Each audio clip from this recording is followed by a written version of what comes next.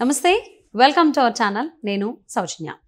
తెలంగాణలో కాంగ్రెస్ని దెబ్బతీయడం కోసం కేసీఆర్ గారు అటు నరేంద్ర మోదీతో సుఫారీ కుదుర్చుకున్నారు అని చెప్పేసి రేవంత్ రెడ్డి కామెంట్ చేశారు. మరి ఈ కామెంట్స్ని ఏ విధంగా చూడాలి, ఏంటి ఈ అంశానికి సంబంధించి మనతో మాట్లాడడానికి, వారి విశ్లేషణని మనతో పంచుకోవడానికి ఈరోజు మనతో పాటు ఉన్నారు senior journalist, senior political analyst CS Rao garu ఉన్నారు. వారితో మాట్లాడు. నమస్తే రావు గారు. నమస్తే. రేవంత్ రెడ్డి చేసినటువంటి కామెంట్స్ ఏవైతే ఉన్నాయో, కేసీఆర్ సుపారీ కుదుర్చుకున్నారు నరేంద్ర మోదీతో అని, కాంగ్రెస్ని లేకుండా చేయడానికి తెలంగాణలో ఏ విధంగా చూడాలి అంటారు? ఇప్పుడు ఈ భాష సుఫారీ అనేటువంటి భాష ఈ మర్డర్లు చేయడానికి, కిడ్నాప్ చేయడానికి, అలాంటి నేర స్వభావం ఉన్నటువంటి సంఘటనలకి ఈ పదాన్ని ఉపయోగిస్తారు, సుఫారీ అనేది. కానీ ఈ పదాన్ని రాజకీయాలకు ఉపయోగించాడు రేవంత్ రెడ్డి. ఓకే. రేవంత్ రెడ్డి ఇటీవల కాలంలో జరిగినటువంటి ఒక మీటింగ్లో ఆయన చాలా క్లియర్గా చెప్పాడు. ఏం చెప్పారంటే, రాబోయేటువంటి రోజుల్లో కాంగ్రెస్ పార్టీని దెబ్బతీయడానికి నరేంద్ర మోడీతోటి కేసీఆర్ ఒప్పందం కుదుర్చుకున్నారు. ఒప్పందం కుదుర్చుకొని 5 లోక్సభ స్థానాలని బీజేపీకి ఇవ్వడానికి, బీజేపీని గెలిపించడానికి ఆయనే మొత్తం అన్ని రకాలుగా సపోర్ట్ చేస్తున్నాడు. కాబట్టి బీజేపీ బీఆర్ఎస్ పార్టీ రెండు ఒకటేను, మీరు గుర్తించండి అని చెప్పి ఆయన ఒక పిలుపునివ్వడం జరిగింది. ఇస్తూ ఆయన ఏం చెప్పారంటే, అసెంబ్లీ ఎన్నికల ముందు ఏదైతే పరిస్థితి ఉందో అదే పరిస్థితి ఇప్పుడు కూడా క్రియేట్ చేసేటువంటి ప్రయత్నం ఆయన చేశాడు. ఏంటంటే, అసెంబ్లీ ఎన్నికల ముందు మనం గమనిస్తే కనుక బీఆర్ఎస్ బీజేపీ ఒకటే అని చెప్పి కాంగ్రెస్ చెప్పింది. బీజేపీ ఏం చెప్పింది, కాంగ్రెస్ బీఆర్ఎస్ రెండు ఒకటే అని చెప్పి బీజేపీ చెప్పింది. అసలు ఎవరు ఏ పార్టీతో ఉన్నారనేది పబ్లిక్ క్లారిటీ ఉందా లేదా అని చెప్పి అనుకున్నాం. కానీ చాలా క్లారిటీగా ఓట్లు వేసారు వాళ్ళు. అసెంబ్లీ ఎన్నికల్లో చాలా క్లారిటీగా ఓట్లేసి కేసీఆర్ని కింద కూర్చోబెట్టారు. కారణం ఏంటంటే, కేసీఆర్ని కింద కూర్చోబెట్టడానికి బీజేపీ తోటి ఆయన లోపాయికారి ఒప్పందాలు ఉన్నాయని చెప్పేసి బాగా నమ్మారు ప్రజలు. అలాగే ఎంఐఎం బీజేపీ రెండు కూడా తెర వెనుక గేమ్స్ ఆడుతున్నాయని చెప్పేసి నమ్మారు. నమ్మి ఎంఐఎం చీఫ్ అసరుద్దీన్ చెప్పినప్పటికీ కూడా బీఆర్ఎస్ పార్టీకి ముస్లిమ్స్ ఓటే ఇలా ఎక్కువ మంది వేయకుండా కాంగ్రెస్ పార్టీకి వేశారు. దానికి కారణం ఏంటంటే, నరేంద్ర మోడీ, కేసీఆర్, అసరుద్దీన్ వీళ్ళ ముగ్గురు చీకటి రాజకీయాలు చేస్తున్నారు. దీనికి తోడు ఆంధ్రప్రదేశ్ ముఖ్యమంత్రి జగన్మోహన్ రెడ్డి కూడా ఉన్నారని ఈ నలుగురు ఒకటే అనే ప్రచారం విస్తృతంగా జరిగింది అసెంబ్లీ ఎన్నికల ముందు. సో దాంతో అసలు ప్రజలు అసలు ఏ పార్టీతోటి ఎవరున్నారు అనేది కన్ఫ్యూజ్ అయిపోయారు. అసలు కాంగ్రెస్ బీఆర్ఎస్ పార్టీ ఒకటే అని చెప్పి ప్రచారం చేశారు ఒక మూమెంట్లో. ఎందుకు చేశారు అని అంటే, అది ఆ ప్రచారం కాంగ్రెస్ పార్టీలో ఉండేటువంటి కొంతమంది లీడర్లే అసెంబ్లీ ఎన్నికల ముందు ఒకవేళ అవసరమైతే పోస్ట్ ఎలక్షన్స్లో ప్రభుత్వాన్ని ఏర్పాటు చేయడానికి బీఆర్ఎస్ పార్టీతో కూడా మేము పొత్తు పెట్టుకుంటామని అన్నారు అవసరం అయితే. ఆ కామెంట్స్ని బేస్ చేసుకొని బీఆర్ఎస్ పార్టీ, కాంగ్రెస్ రెండు ఒకటే అని చెప్పి బీజేపీ ఎలివేట్ చేసింది. ఎలివేట్ చేసి తర్వాత ఆ కన్ఫ్యూజన్ నుంచి బయటకు వచ్చి పబ్లిక్ సరే కాంగ్రెస్ పార్టీకి పట్టం కట్టారు. క్లియర్ కట్ మెజారిటీ ఇచ్చేశారు. మ్యాజిక్ ఫిగర్ కన్నా ఒక 4 స్థానాలు ఎక్కువ ఇచ్చారు. గవర్నమెంట్ని ఫామ్ చేశారు. రేవంత్ రెడ్డి గవర్నమెంట్లో ముఖ్యమంత్రిగా ఉన్నారు.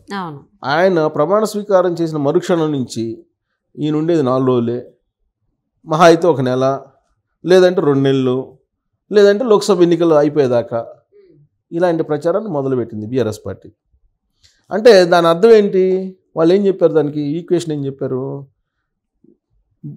బీఆర్ఎస్ పార్టీకి వచ్చినటువంటి ఎమ్మెల్యేలు, బీజేపీకి వచ్చిన 8 మంది ఎమ్మెల్యేలు, అలాగే ఎంఐఎంకి వచ్చిన 7 ఎమ్మెల్యేలు, వీళ్ళందరూ కలిసి ప్రభుత్వాన్ని ఏర్పాటు చేయబోతున్నారని ఒక సంఖ్య కూడా చెప్పారు. 38 + 8 + 7 అని ఒక సంఖ్య కూడా చెప్పేశారు. ఒక సంఖ్య చెప్పి ఇది ప్రభుత్వం నిలబడదు అని చెప్పారు. సరే, ఇలాంటి క్రమంలో ఇప్పుడు ఎన్నికలు వచ్చేసాయి. ఎన్నికలు వచ్చినటువంటి క్రమంలో ఇప్పుడు రేవంత్ రెడ్డి ఏం చెప్తున్నారు, అసలు రాబోయేటువంటి రోజుల్లో బీఆర్ఎస్ పార్టీ బీజేపీతో కలిసి పోటీ చేసేటువంటి అవకాశం ఉంది. అసలు బీఆర్ఎస్ పార్టీని బీజేపీలో విలీనం చేసే అవకాశం ఉందని చెప్పి ఆయన చెప్తుంటే, అసలు సుఫారీనే కుదుర్చుకున్నాడు. ఒక 5 పార్లమెంటు స్థానాల్లో, వాటిలో మహబూబ్ నగర్ ఒకటి, నాగర్ కర్నూలు ఒకటి, కొన్ని చెప్పారు. ఒక 5 పార్లమెంట్ స్థానాల్లో అసలు డమ్మీ క్యాండిడేట్స్ని, బీఆర్ఎస్ పార్టీ డమ్మీ క్యాండిడేట్స్ని పెట్టింది. ఈ డమ్మీ క్యాండిడేట్స్ని పెట్టడం ద్వారా బీజేపీని గెలిపించడానికి ప్రయత్నం చేస్తుంది.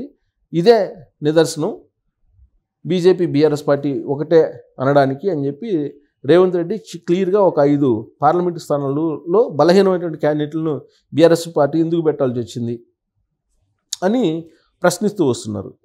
సో ఇలాంటి పరిస్థితుల్లో ఇప్పుడు అసలు కవిత అరెస్టు జరిగింది, ఆవిడ జైల్లో ఉన్నారు.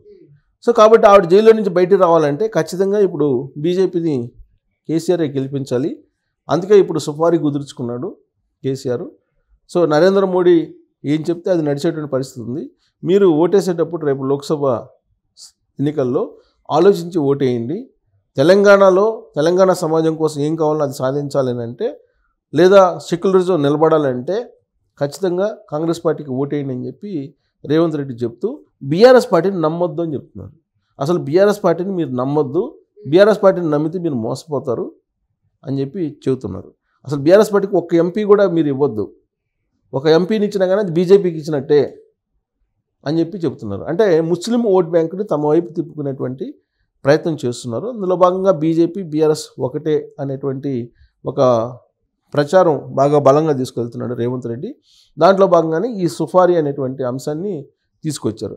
డబ్బులు కేసీఆర్ పెడతాడు, డమ్మీ క్యాండిడేట్స్ని కేసీఆర్ పెడతాడు.